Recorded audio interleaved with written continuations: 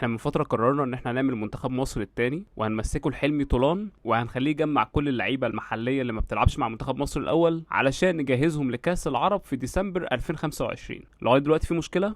لا مفيش مشكله. الراجل لعب كام ماتش ودي، قدم فيهم الى حد ما اداء مرضي، والمفروض انه محتاج في المعسكر الجاي يجهز المنتخب ده لكاس العرب، اللي بالمناسبه هي تجربه مفيده جدا لكل اللعيبه ولاسمك انت كمنتخب مصر، وفيها جوائز ماليه ضخمه. فالراجل عايز يجهز اللعيبه دول، فقرر ان هو يطلب انا عايز ملاعب فاضيه اعمل فيها معسكر احاول احفظ اللعيبه شغلي قبل البطوله. فكان الرد عليه ايه بقى؟ ان مفيش ولا ملعب فاضي. طب ليه؟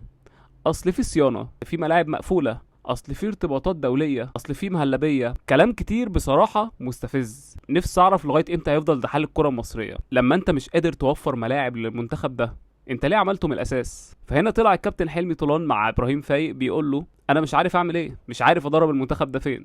وبنرجع نقول ونستغرب هي ازاي المغرب اتطورت كده.